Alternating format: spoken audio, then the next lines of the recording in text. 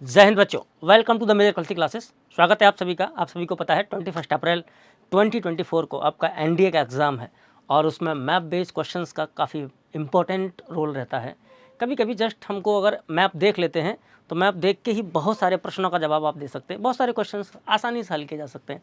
जैसे मैं पहली बात करूँगा रिवर से। इंडिया के रिवर से कभी कभी बहुत बेसिक क्वेश्चंस आते हैं और बेसिक क्वेश्चंस अगर हम बात करें तो पहले थोड़ा सा माउंटेन देख लीजिए, आप थोड़ा सा बस देख लीजिए, ज़्यादा देख ज़रूरत नहीं है। जैसे यहाँ से यहाँ तक आपको पता है सर क्या है कि सर इधर ये एक हिमालय है, यहाँ ये कलम आपको नहीं दिखेगी, इससे दिखा देते हैं।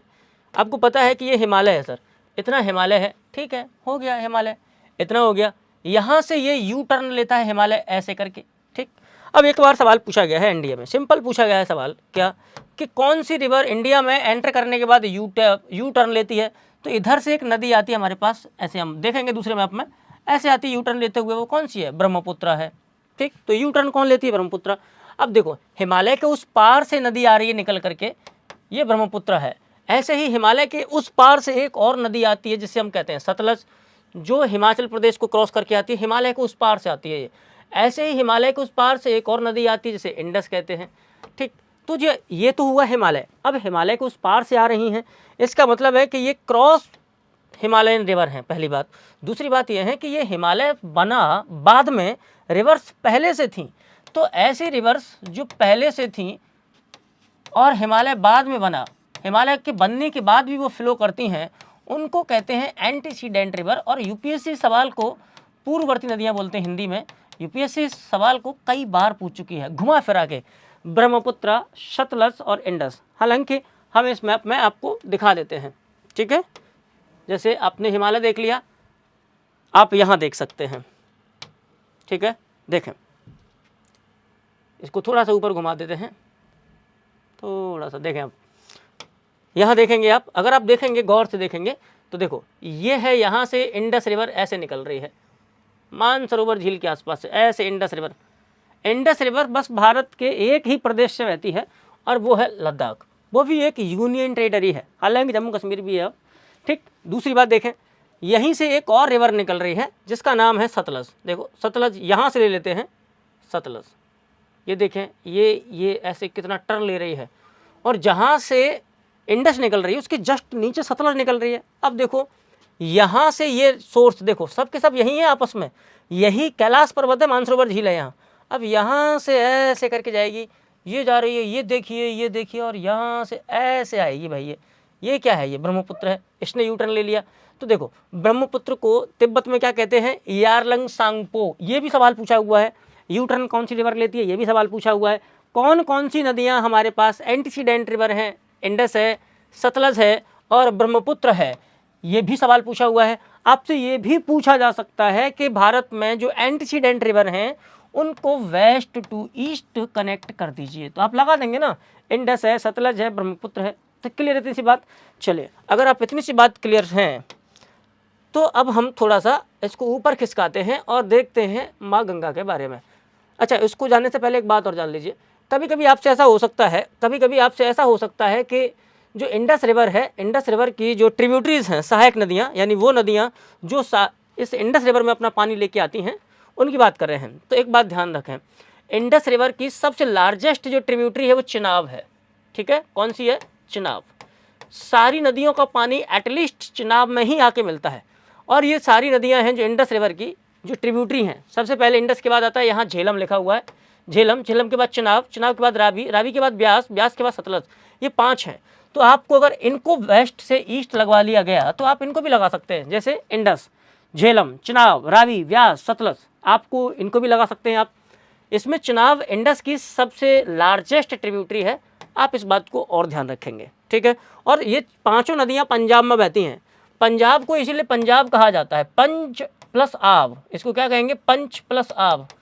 पंच माने 5 और आब माने पानी, तो 5 पानियों की भूमि है पंजाब, इसलिए इसे पंजाब कहते हैं, ठीक। अगर आप इतना क्लियर हैं तो थोड़ा सा और आगे चलते हैं।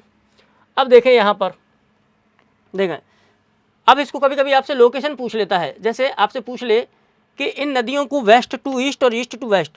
यूपीएससी आपके साथ बस एक ही गेम खेलेगा, और वो ये है कि आपसे क्रम से लगवाएगा। आपने याद कर रखा होगा, मैप देखा नहीं होगा तो कैसे लगाएंगे फिर। देखें, ये है हमारे पास गंगोत्री हिमनद से निकलने वाली गंगा जी, प्रॉपर गंगा जी हैं ये। यहाँ से लेके यहाँ तक सीधे जाएंगी और ब्रह्मपुत्र में मिलने के बाद ब्रह्मपुत्र में जैसी एंट्री करती हैं, ये बांग्लादेश में पद्मा कहलाने लगती हैं गंगा। ब्रह्मपुत्र जो होती है वो जमुना कहलाती है। जब पद्मा और जमुना आपस में मिल जाती हैं, यानी ब्रह्मपुत्र को बांग्लादेश में जमुना कहते हैं, यमुना नहीं, यमुना तो अपने इंडिया की है, ये जमुना बांग्लादेश की है। ठीक, जब ये पद्मा और जमुना आपस में मिलती हैं तो इनमें एक नदी और मिलती है, वो है मेघना। तो ब्रह्मपुत्र, गंगा और मेघना तीनों एक ही नाम से गिरती हैं, एक ही ज्वाइंट इनकी स्ट्रीम होती है, बंगाल की खाड़ी में गिरती हैं, मेघना के नाम से गिरती हैं। किस नाम से गिरती हैं? मेघना के नाम से गिरती हैं। ठीक, अब आपसे पूछा जा सकता है कि गंगा की ट्रिब्यूटरीज कौन सी हैं और कौन सी नहीं हैं, कौन सी सहायक नदियां हैं। तो देखें, सबसे पहले आपको यहाँ दिख रहे होगा गोमती। इसी गोमती नदी के किनारे पर आपका यूपी की कैपिटल लखनऊ है। फिर उसके बाद है घाघरा, फिर है गंडक, फिर है कोसी, जिसे सौरो ऑफ बिहार कहते हैं, बिहार का शोक कहते हैं। फिर जो तीस्ता है वो गंगा की सहायक नहीं है, तीस्ता ब्रह्मपुत्र की सहायक है। किसकी है? ब्रह्मपुत्र की सहायक है, जो सिक्किम से निकल के आती है। कहाँ से? सिक्किम से निकल के आती है। अब एक बात और जाने, आपसे ऐसे पूछा जा सकता है कि चलिए इनको वेस्ट से ईस्ट लगा दीजिए या ईस्ट से वेस्ट लगा दीजिए, तो आप कैसे लगाएंगे?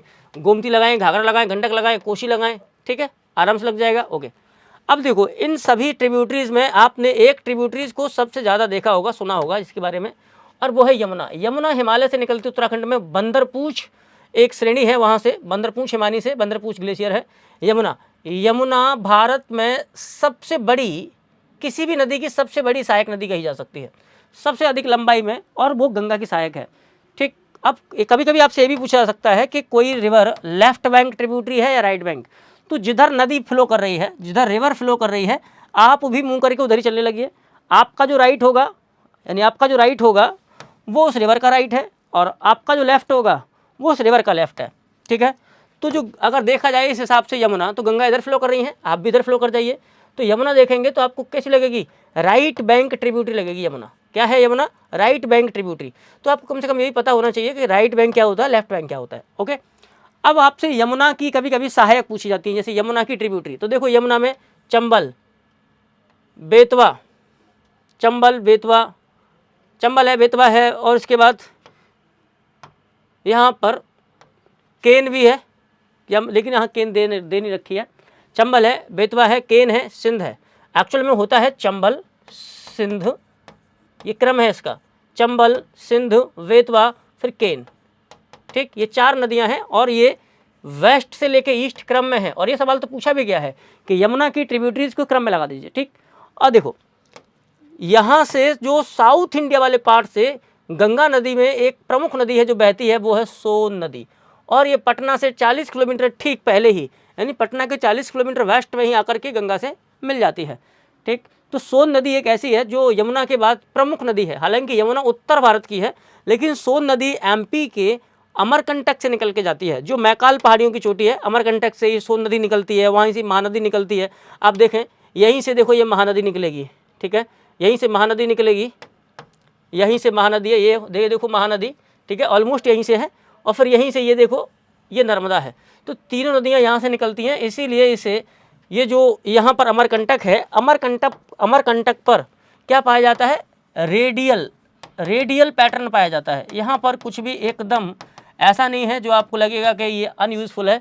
ये सवाल तक पूछा गया है कि इंडिया में रेडियल पैटर्न पानी का फ्लो कहाँ पाया जाता है, तो एक जगह से हर जगह यहाँ जा रहा है। ठीक है, आपने अगर इतना समझ लिया है तो चलिए हम थोड़ा सा और आगे चलते हैं। ठीक, आपसे कभी कभी ऐसा पूछा जा सकता है कि जो वेस्ट फ्लोइंग रिवर्स हैं, एक बात और ध्यान रखिए, एक बात ध्यान क्या रखनी है, वो ये है कि बंगाल की खाड़ी में गिरने वाली सारी नदियाँ डेल्टा बनाती हैं। बंगाल की खाड़ी में गिरने वाली सारी नदियाँ डेल्टा बनाती हैं, लेकिन अरब सागर में गिरने वाली, यानी अरेबियन सी में पानी को ड्रेन करने वाली कोई भी रिवर आपका डेल्टा नहीं बनाती, बल्कि एस्चुरी बनाती है। उसको क्या बोलते हैं? एस्चुरी बनाती है, डेल्टा नहीं बनाती है। ठीक है, ये बात ध्यान रखेंगे। इसका मतलब है कि साबरमती हुआ, माही हुआ, लूनी तो आ ही नहीं पाती, वो तो कच्छ में ही विलीन हो जाती है, कच्छ में ही खो जाती है कहीं। साबरमती हुआ, माही हुआ, नर्मदा हुई, तापी हुई, नर्मदा, तापी, ये सब नदियां हैं। इधर केरल में है भरतपूजा, पेरियार, पंबा, ये सब अरब सागर में गिरती हैं। वेस्ट फ्लोइंग रिवर्स है, उनमें से कोई भी डेल्टा नहीं बनाएगी, पक्का ध्यान रखेंगे। चलिए अब आपको एक चीज़ और बता देते हैं, जैसे एस्चुरी है और डेल्टा है, तो यहाँ पर जो डेल्टा बनाती हैं बंगाल की खाड़ी में गिरने वाली नदियाँ, और एस्चुरी जो बनाती है अरब सागर में गिरने वाली रिवर्स है, उनमें क्या मेजर डिफरेंस क्या है एस्चुरी और डेल्टा में? डेल्टा में क्या होता है कि मिट्टी जमा होती है, यहाँ पर सेडिमेंट पाए जाते हैं, यहाँ पर मिट्टी जमा होती है, और जो रिवर गिरती है ना, जब पानी जब गिरता है उसका नदी का, तो बिल्कुल बहुत ढाल जो स्लोप होता है बहुत कम होता है। ऐसे समझो कि बस थोड़ा सा स्लोप है, जैसे मान लीजिए कि अगर ये यहाँ पर ओशन है, यहाँ ये रिवर है, बस इतना सा स्लोप है। लेकिन जब एस्चुरी होता है तो वहाँ मिट्टी जम नहीं पाती है, क्योंकि नदी इतनी ऊंचाई से गिर रही होती है। मान लीजिए ये है, यहाँ ओशियन है, यहाँ रिवर है, इतनी ऊंचाई से गिरती है कि पानी बहुत दूर तक ओशन में जाता है, तो यहाँ मिट्टी जम नहीं पाती है। बस यहाँ पर वही पानी आता है कभी कभी जो टाइडल के समय पर, जैसे टाइड आते हैं ना, जो महासागरों में ज्वार भाटे आते हैं, तो टाइड एंड एब, उसी समय कुछ मिट्टी जमा होती होगी, नहीं तो यहाँ मिट्टी का जमाव नहीं होता है, यहाँ मिट्टी का जमाव होता है। ये सबसे बड़ा डिफरेंस है। यहाँ पर स्लोप ज़्यादा होता है एस्चुरी में, इसलिए मिट्टी जमा नहीं होती है, यहाँ पर स्लोप बहुत कम होता है। और सुंदरबन का डेल्टा, जो गंगा ब्रह्मपुत्र का डेल्टा कहलाता है, सुंदरबन का डेल्टा पूरी दुनिया में सबसे बड़ा डेल्टा है। ठीक है, तो अब हम लोगों ने इतना जान लिया है कि डेल्टा और एस्चुरी क्या है। आगे एक चीज़ और देख लेते हैं। कभी कभी आपसे क्या होता है कि जो बंगाल की खाड़ी में नदी गिर रही हैं, उनका आपसे क्रम लगवा लेता है, और क्रम लगवाया भी गया है। जैसे ये हुगली है, ये सुवर्णरेखा है, ये ब्राह्मणी है, ठीक, ये महानदी है, ये महानदी की एक मेजर ट्रिब्यूटरी है, ये कौन सी है? बुत्तेल। और इसी महानदी के बिल्कुल माउथ पर ही है उड़ीसा का एक फेमस बंदरगाह, जिसका नाम है, यानी फेमस पोर्ट है पारादीप, ये उड़ीसा का है। फिर देखो ये गोदावरी है। अब इसकी कई सारी सहायक नदियों के बारे में पूछ चुकी है यूपीएससी। जैसे एक बार दिया था बेनगंगा, तो बेनगंगा गोदावरी की है, किसकी है? गोदावरी की ट्रिब्यूटरी है। एक बार दिया था इंद्रावती, तो ये भी गोदावरी की ट्रिब्यूटरी है। ठीक, एक फिर पेनगंगा भी है, यहाँ पर एक पेनगंगा भी है, पेनगंगा भी है, वो भी इसी गोदावरी की है। मैंने आपको एक बात बताई है, वो ये बात ध्यान से सुन लीजिएगा। रामगंगा को छोड़ दीजिए, रामगंगा को छोड़ दीजिए, तो गंगा के नाम से जितनी भी नदियाँ अंत में, जिन नदियों का नाम गंगा से अंत होता है, उनमें से कोई भी गंगा की सहायक नहीं है। यानी गंगा रिवर की ट्रिब्यूटरी सिर्फ एक रामगंगा ही है, जिसके नाम में अंत में गंगा आता है। बाकी जितनी भी गंगा आ रही हैं वो सब ऑलमोस्ट इसी गोदावरी की सहायक हैं। वेनगंगा हो, पेनगंगा हो, या फिर भीमा की होंगी, दूध गंगा हो तो भीमा इसकी होंगी, कृष्णा रिवर की। ठीक है, इस बात को ध्यान रखेंगे। एक बात और, यहाँ तक हम लोगों ने देख लिया है, सुवर्णरेखा, ब्राह्मणी, महानदी, फिर उसके बाद गोदावरी। आपसे ये सिंपल क्रम लगवाया जाएगा कि नॉर्थ से साउथ क्रम लगा दीजिए, तो सुवर्णरेखा, ब्राह्मणी, ये महानदी, गोदावरी, ये कई बार पूछा गया है। फिर कृष्णा, फिर उसके बाद आता है पेन्नेर। कौन सी? पेन्नेर। और इसी पेन्नेर नदी पर हमारा भारत का सबसे बड़ा जो कैनियन है वो है गंदीकोटा। गंदीकोटा इंडिया का सबसे बड़ा कैनियन माना जाता है, रिवर कैनियन गंदीकोटा, जो आंध्र प्रदेश में है। ठीक, अब आपसे ये भी पूछा गया है कि भीमा किसकी सहायक है, तो ये है हमारे पास कृष्णा रिवर। ठीक है, ये कृष्णा रिवर है। ठीक, तो भीमा ऊपर से आ रही है जो इसी की सहायक है, और तुंगभद्रा भी कृष्णा की सहायक है जो नीचे से आ रही है।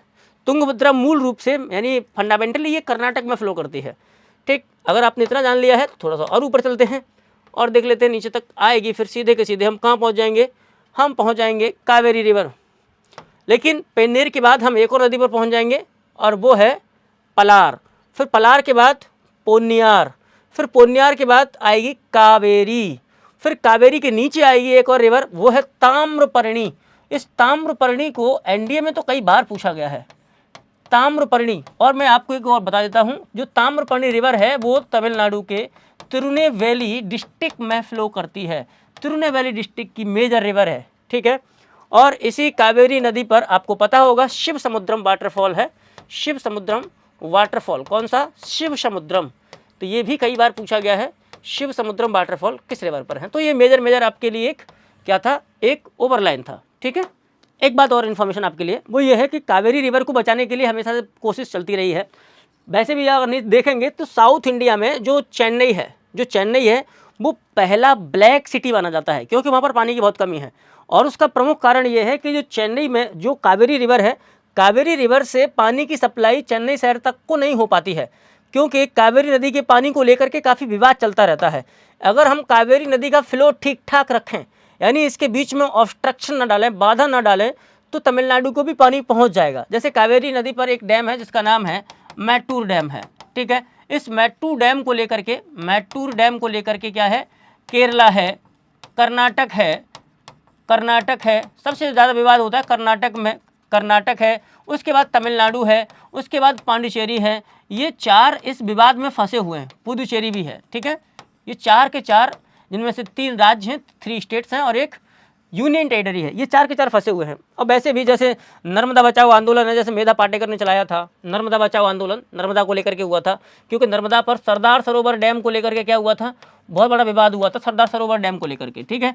ऐसे ही इस मैट्टूर डैम को लेकर के भी एक विवाद चल रहा है। और यहाँ पर साउथ इंडिया के बहुत सारे स्पिरिचुअल लीडर्स हैं, जैसे सदगुरु जी के नाम आपने सुना ही होगा, ठीक है। तो उन्होंने भी एक कावेरी सेव कावेरी करके ऐसे मूवमेंट चला रखा है।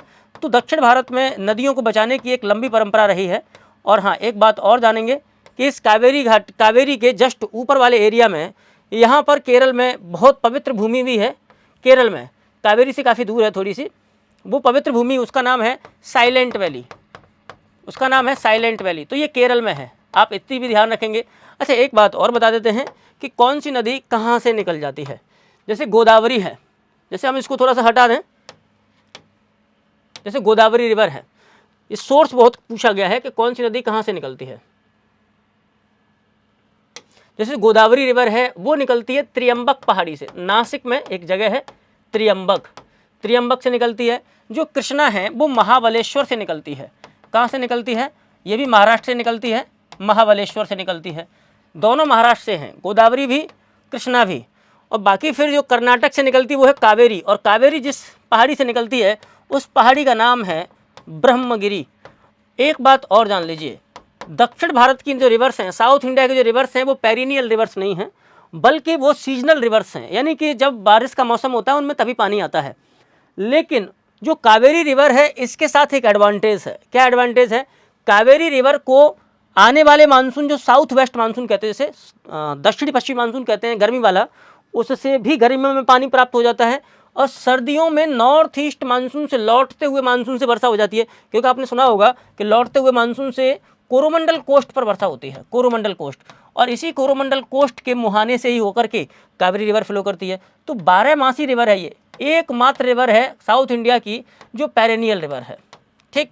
तो ये था कुल मिलाकर के मोटा मोटा एक ओवरव्यू, जहाँ से आपको एंड में बहुत सारे क्वेश्चंस देखने को मिल सकते हैं, क्योंकि ये बहुत ही पोटेंशियल टॉपिक है। थैंक यू, जय हिंद।